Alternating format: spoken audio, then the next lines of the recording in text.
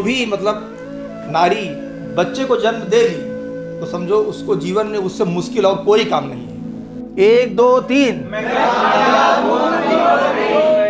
हाँ 1 2 3 फिर 1 2 3 मैं ट्रेनर हूँ। चलने वाला मंजिल पाता बैठा पीछे रहता है। चलने वाला मंजिल पाता बैठा पीछे रहता है। ठहरा पानी सड़ने लगता बहता निर्मल होता है। ठहरा पानी सड़ने लगता बहता निर्मल होता है। आगे आगे बढ़ना है तो हिम्मत हारे मत बैठो। आगे आगे बढ़ना है तो हिम्मत हारे मत बैठो। तेज दौड़ने वाला खरहा 2 पल चलकर हार गया। तेज दौड़ने वाला खरहा 2 पल चल के हार गया। धीरे धीरे चल कछुआ देखो बाजी मार गया। धीरे धीरे चल कछुआ देखो बाजी मार गया।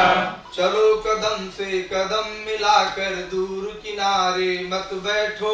चलो कदम से कदम मिलाकर दूर किनारे मत बैठो। आगे आगे बढ़ना है तो हिम्मत हारे मत बैठो। आगे आगे बढ़ना है तो हिम्मत हारे मत बैठो। धरती चलती तारे चलते चांद रात भर चलता है।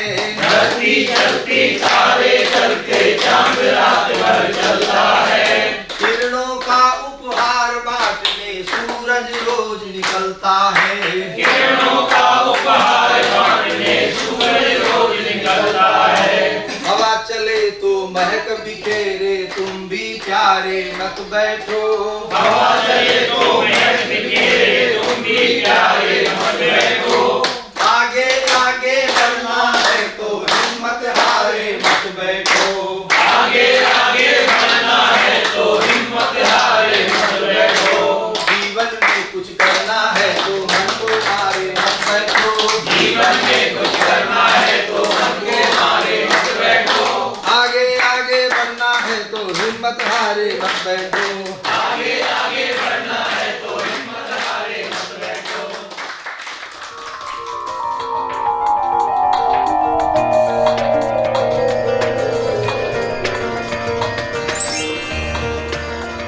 अब हम सभी को इसमें मुख्य रूप से प्रशिक्षण की जो प्रक्रिया है और उसकी जो रोल आउट प्लान है उसका क्या क्या स्टेप्स हैं, क्या चरण है। सबसे पहले इसमें जैसा मैंने अभी बताया था कि राष्ट्रीय स्तर पे नेशनल लेवल के 60 रिसोर्स पर्सन तैयार किए गए।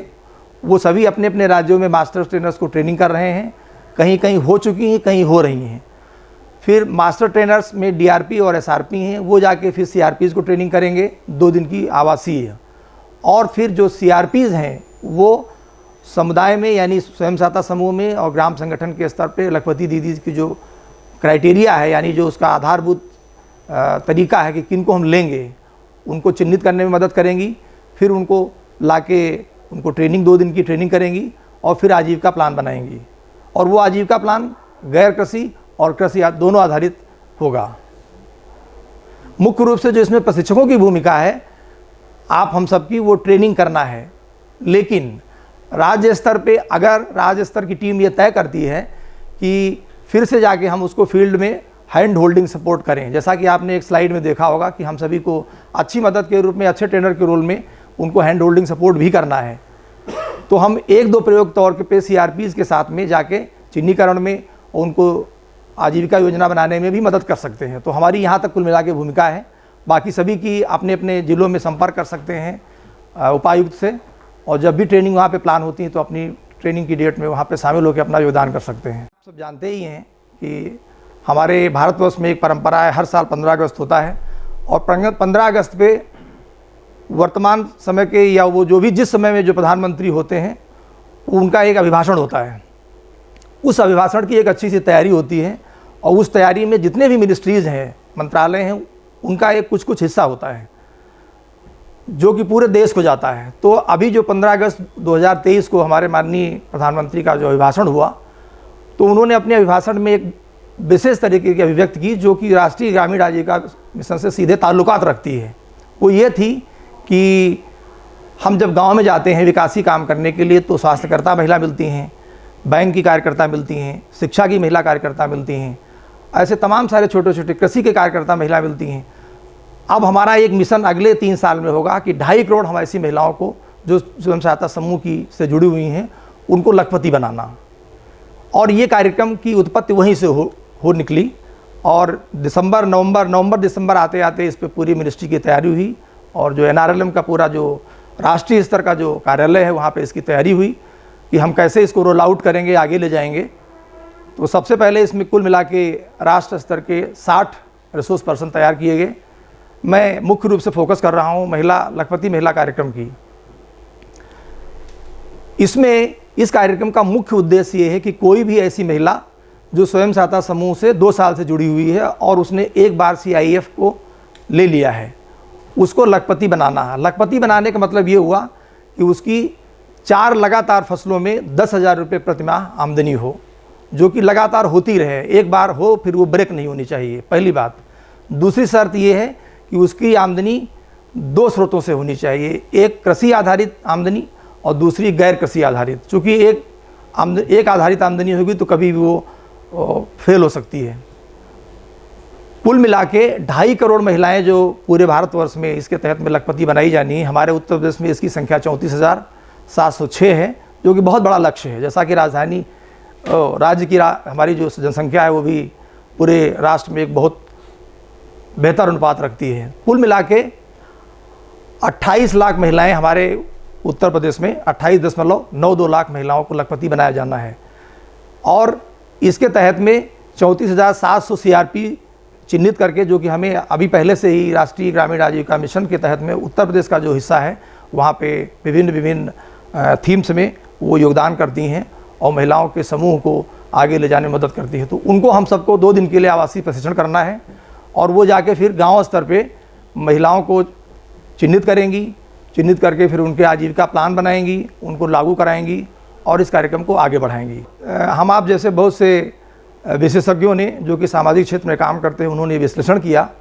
कि हम फिर से क्यों ना स्वयं सहायता समूह को नए रूप में, नए कलेवर में इसको लाएं और जिसमें सिर्फ और सिर्फ महिलाएं ही हों।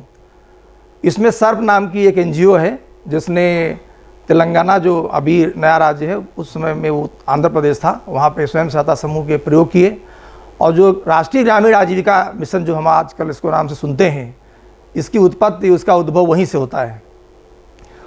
तो उस प्रयोग के आधार पर सरकार को उसकी उपलब्धियां प्रस्तुत की गई। सरकार को भी समझ में आया कि जो ये मानक हैं जिसमें सिर्फ और सिर्फ महिलाएं ही हों स्वयं सहायता समूह में, और वो एक बहुत अच्छा प्रयास कर सकती हैं बचत का और उसके बाद स्वयं सहायता समूह संचालन का, उसका प्रबंधन का, उसका नेतृत्व का, उससे आमदनी पैदा करके फिर और अपनी आगे इनकम का सोर्स बढ़ाने का।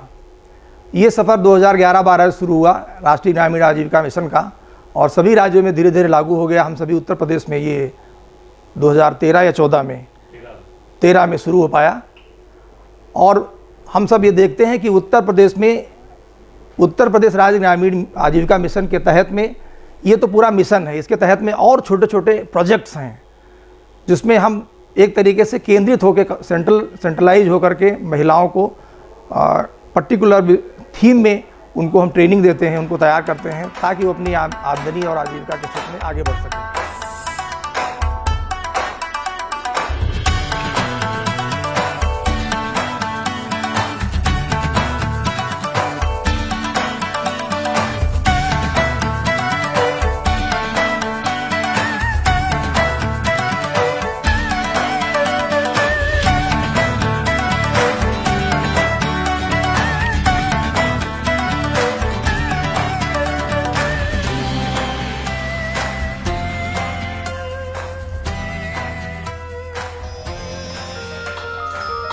सभी लोगों को, आदरणीय सज्जन लोगों को नमस्कार। मैं महेंद्र पाल SRP लाइवलीहुड की तरफ से आज हमारे समक्ष जो लोग उपस्थित हैं उनमें से आदरणीय ट्रेनर महोदय श्री देवेंद्र मिश्रा जी एवं श्री अमितेश इंजीनियर जी के मार्गदर्शन में आज हम लोगों ने आजीविका योजना के तहत एक नॉन फॉर्म में प्लान तैयार किया है, उस प्लान का आज हम प्रेजेंटेशन प्रस्तुत कर रहे हैं आप लोगों के समक्ष। सर्वप्रथम हम जो हमारी लखपति दीदी हैं, जिनको हमारा माननीय प्रधानमंत्री महोदय ने एक लक्ष्य निर्धारित किया है, तो उस संबंध में इस प्लान में सबसे पहले जो हमारा मुख्य भूमिका आती है वो आती है हमारी प्लान की स्ट्रेटजी, एक्टिविटी क्या होगी, गतिविधि क्या होगी। तो हम लोगों ने, हमारी टीम के सभी सदस्यों ने मिलकर एक गतिविधि का नाम दिया है इसको सिलाई, क्योंकि सिलाई जो है आज के समय में एक मूलभूत ज़रूरत है, चाहे वो किसी भी प्रकार की हमारी दीदियाँ सही या हमारी क्या कहते हैं टारगेट जनता सही। तो सिलाई हमने चुना है। अब सिलाई में हमने क्यों चुना है, what is the reason behind it, इसके पीछे हमारे जो टीम के सहयोगी सदस्य हैं, इसका रीज़न ये है कि ये बहुत ही कम अनुमानित लागत में हम इसको एग्जीक्यूट कर सकते हैं। यानी तो हमारी जो इसकी अनुमानित लागत है वो एस्टिमेटेड कॉस्ट जो है वो 12,000 रुपये प्रति दीदी है। 12,000 रुपये प्रति दीदी में हमने सिलाई मशीन और पीको मशीन, जो कि एक मूलभूत ज़रूरत है, चाहे ब्लाउज सही, पेटीकोट सही, सलवार कुर्ता कुछ सही, तो सिलाई मशीन और पीको मशीन दोनों को एक एवरेज कॉस्ट है जो कि 10,000 रुपये में समाहित है। इसके साथ साथ जो हमने इसका दूसरा पार्ट लिया है वो है कच्चा माल। कच्चे माल में हम लोगों को जो मूलभूत ज़रूरतें हैं, टूल्स आदि हैं, कैंची है, स्केल्स है, इन सब चीज़ों को लिया है जिसकी एस्टिमेटेड कॉस्ट है 2,000 रुपये। तो टोटल मिला के ये 12,000 रुपये में एक हमारी जो दीदी हैं वो अपना व्यवसाय अपने घर पर शुरू कर सकती हैं। स्थान इसमें क्या होगा, हमने सिलाई को क्यों लिया, एक कारण ये भी है कि सिलाई के लिए जो हमारी दीदी हैं वो अपने घर से ही इस काम को शुरू कर सकती हैं, उनको अलग से किसी जगह की आवश्यकता नहीं पड़ेगी। तीसरा, इसमें जो तीसरी चीज़ लिए जब हम किसी काम को करते हैं तो सामने वाले की या अन्य लोगों की अपेक्षाएं होती हैं कि इसका रिजल्ट कितनी जल्दी मिलेगा।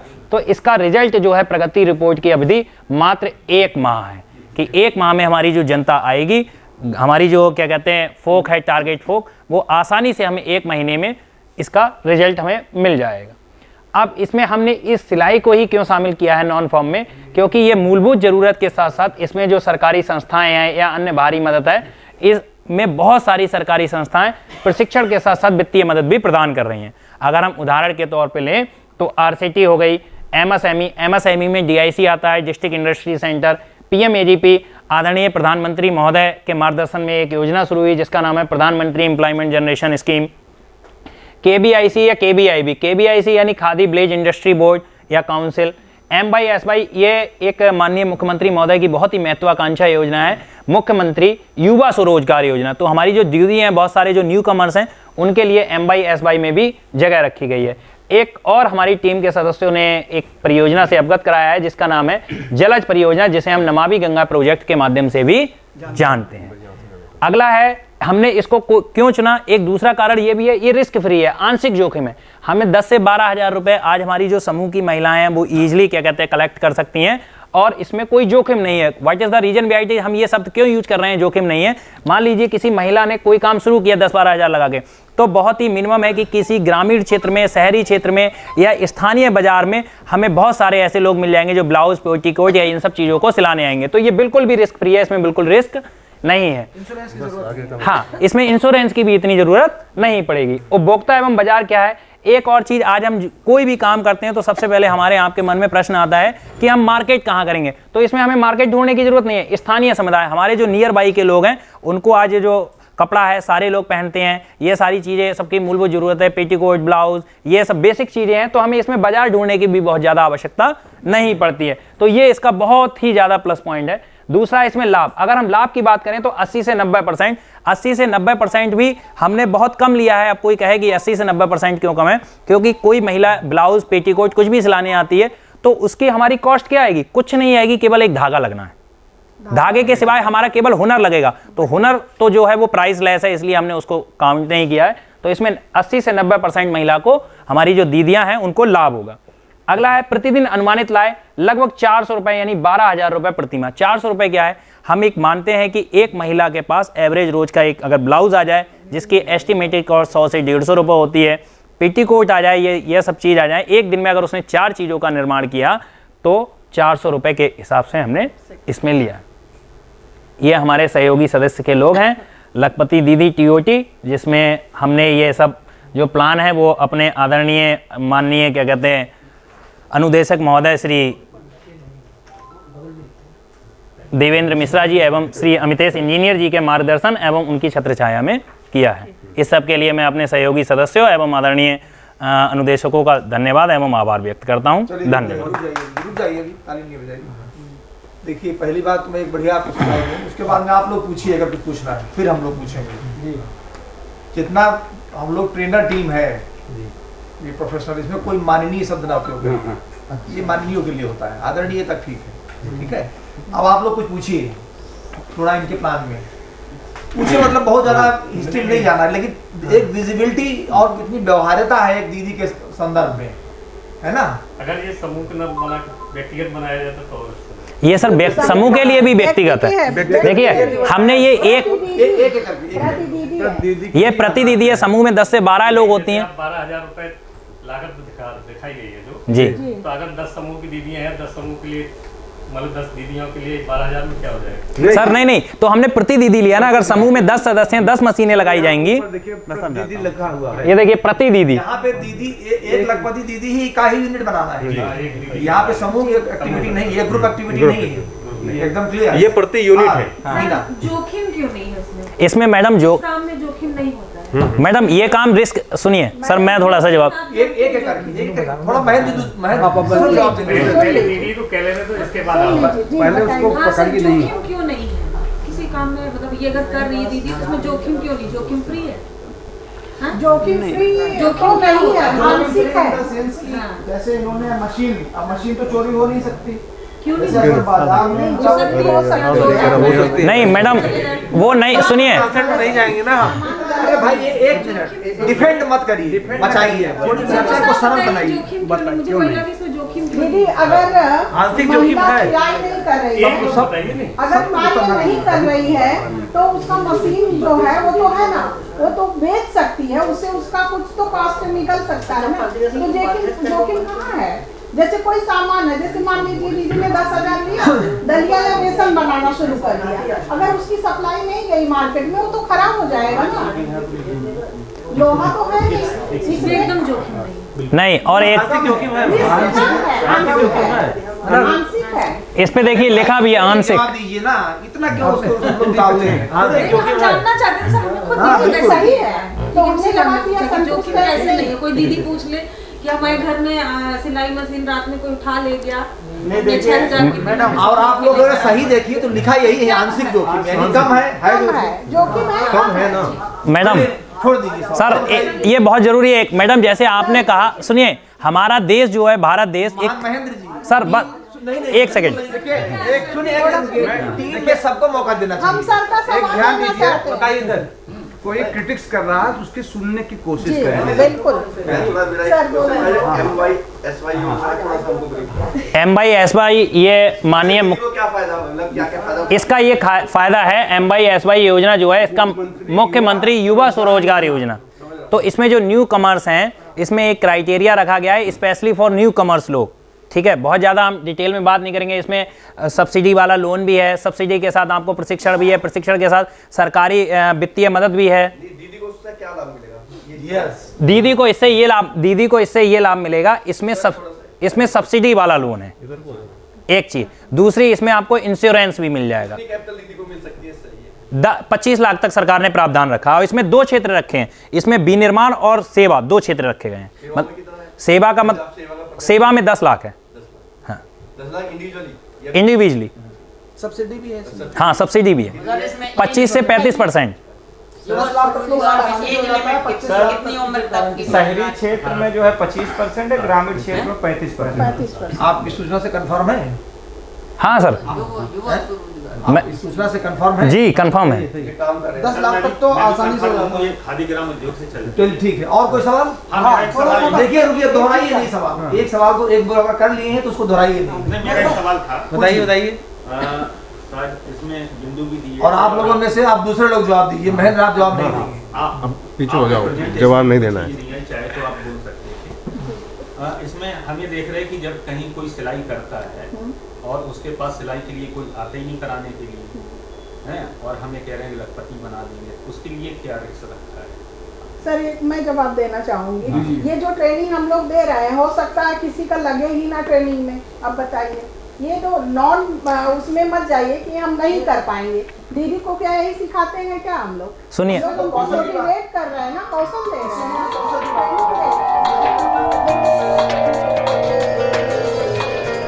अभी तो 3 जिले में फोकस है, तो अभी मैं पूरे बुंदेलखंड की बात नहीं कर सकता, है ना। इसके लिए जो योजना है वो ये है कि जगह और स्थान, जो कृषि योग्य भूमि है वो केवल हमें 20 बाई 20 मीटर यानी केवल 400 वर्ग मीटर की ज़रूरत है, जिस पे हम 1 लाख रुपए पैदा कर सकते हैं नहीं, हो रहा है, ठीक है। और ये जो मॉडल है ये पूरा जो पारिस्थितिकी अनुकूल है। जैसे हम देख रहे थे बुंदेलखंड में बहुत ही प्राकृतिक आपदाएं भी आती हैं, पानी की भी कमी है, इन सब चीज़ों को ध्यान पे रख के हम लोगों ने इसको डिज़ाइन किया था। तो इसमें संसाधन क्या चाहिए? एक तो कृषि योग्य भूमि 20 बाई 20 मीटर की लगभग 1/4 बीघा होती है। संसाधन में सिंचाई की सुविधा होनी चाहिए, सोलर हो, पंपलेट हो, वो पंप सेट हो और जल स्रोत हो। पशुधन में उसके पास कम से कम 1 गाय और बकरी, ये इकोसिस्टम बनाया है हमने। और मानव संसाधन में उसमें काम के लिए 2 व्यक्ति प्रतिदिन के लिए ज़रूरत रहती है। पूंजी लगभग 25,000 रुपये इन्वेस्टमेंट करना है। 25,000 में से जो मचान बनाने हेतु हम जो सामग्री है, बांस बल्ली 144 बांस बल्ली लगती है इसको इंफ्रास्ट्रक्चर खड़ा करने में, लगभग 14,400 की आती है, लगभग 100 रुपये उसका मार्केट रेट है।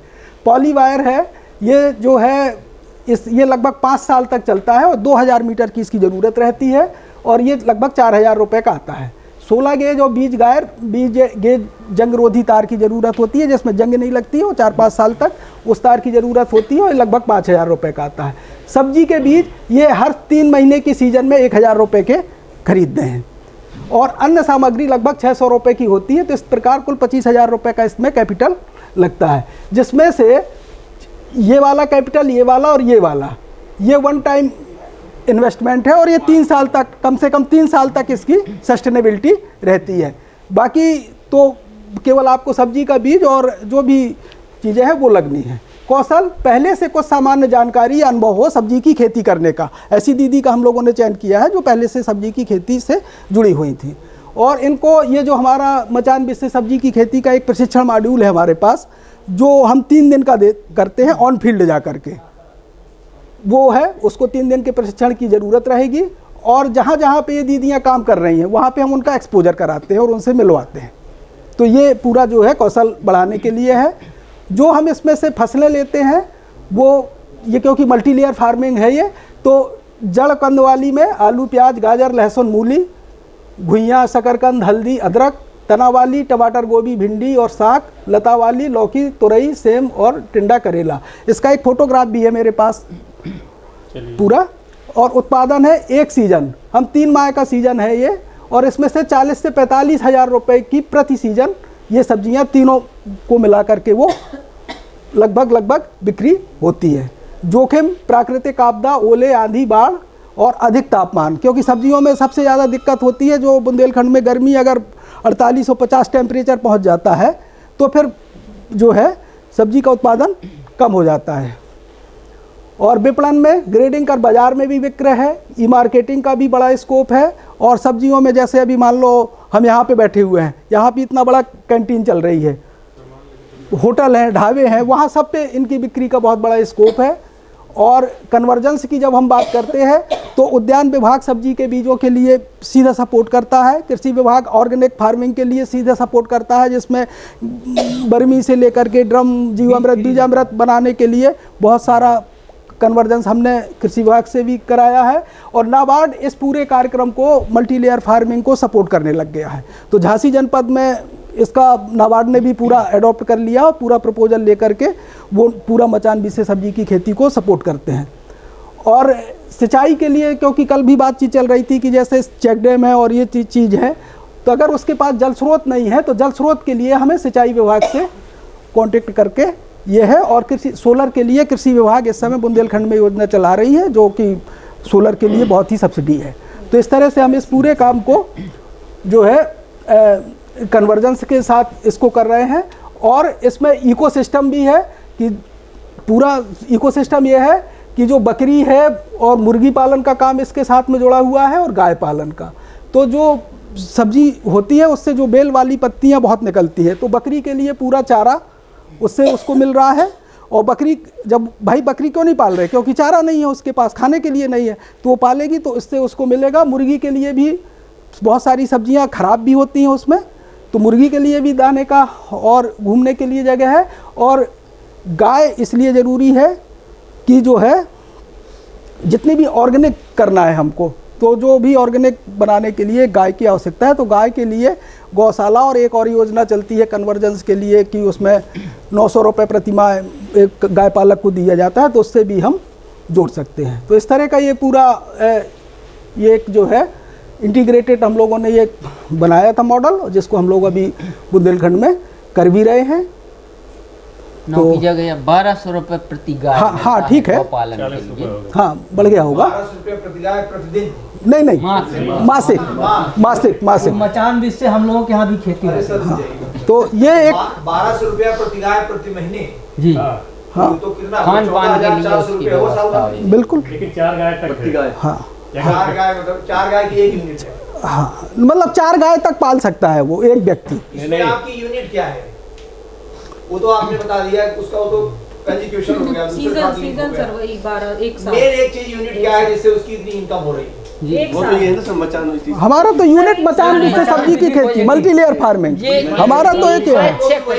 एक लोग बताइए ना सर, 1 मिनट देखिए, मैं बताती हूँ सर। देखिए जो पूंजी हमारा जो खर्चा है वो 25,000 है, और ये खेती जो ये कर रहे हैं, जो वो कह रहे हैं माह, मतलब 3 से 4 माह अप्रोक्स खेती एक सीजन मान रहे हैं। जो एक सीजन होगा वो 3 से 4 माह का होगा, ठीक है। तो अगर 3 सीजन लिए हैं सर, तो 3 सीजन आपका 12 माह हो गया, समझ लीजिए उसको, ठीक है 12 माह। तो ये साल का निकाला सर ने, ये आपका खर्चा हो गया पूरा, ठीक है। और ये इन्होंने निकाला एक सीजन 40, तो जो इनका पूरा निकल रहा है ये 3 सीजन हो गया, साल ये 1 साल मान लीजिए, ठीक है। 45 को इन्होंने 1,35,000 इनका पूरा प्रॉफिट आ गया, ये पूरा नेट आ गया। और नेट में इन्होंने अपना खर्चा निकाल दिया 25,000, तो ये साल का प्रॉफिट आ गया 1,10,000 साल का। सीजन भी निकाल रहे हैं हम लोग। एक चीज मुझे और बताइए, हाँ मैं जी। अपने सीखने के लिए पूछ रहा हूँ। जी जी। इसमें जितना स्ट्रक्चर लगाते हैं बांस, बल्ली,